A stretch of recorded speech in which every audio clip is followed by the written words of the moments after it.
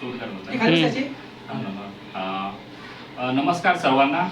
आज आपण सावली फाउंडेशनचा एक प्रोग्राम आयोजित केला आहे. तर आपण असे बरेचसे प्रोग्राम केले. काही श्रीमंत लोकांसाठी केले, काही मिडल क्लाससाठी केले, शाळेतल्या मुलांसाठी केले, आंधळ्या लोकांसाठी केले, आपण तृतीयपंथीयांसाठी पण एक प्रोग्राम आपला आहे. पण आज आपण एक अशा ठिकाणी आलो आहे की ना कुठला गाजावाजाने काही, तर आपल्या समाजामध्ये असे सुद्धा गरीब लोक आहेत की त्यांना एक वेळचं जेवणसुद्धा हे भेटत नाही.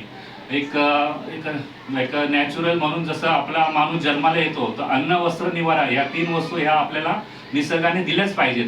परंतु परिस्थितीमुळे आज आपण त्या कल्याणमध्ये काही असे घरं आहेत की त्या घरामध्ये खायला सुद्धा अन्न नाही. म्हणजे त्यांचे मुलं बाळ असतील, त्यांना अपंगत्व आलेलं आहे, त्यामुळे त्यांच्याकडे आता जे संकट आलेलं आहे म्हणजे खायला प्यायला सुद्धा नाही. तर सावली फाउंडेशनने असा प्रोग्राम आयोजित केला होता की आपल्याला काही दानशूर व्यक्ती मिळाले होते. त्यांनी आपल्याला ह्या लोकांसाठी तुम्ही काहीतरी करा, आमच्याकडून तुम्हाला आम्ही हे पैसे स्वरूपात तुम्हाला देतो, पण तुम्ही त्यांना ते वस्तू रूपात द्या. तर आपण त्यांनी दिलेल्या त्यांचे सुद्धा आभार.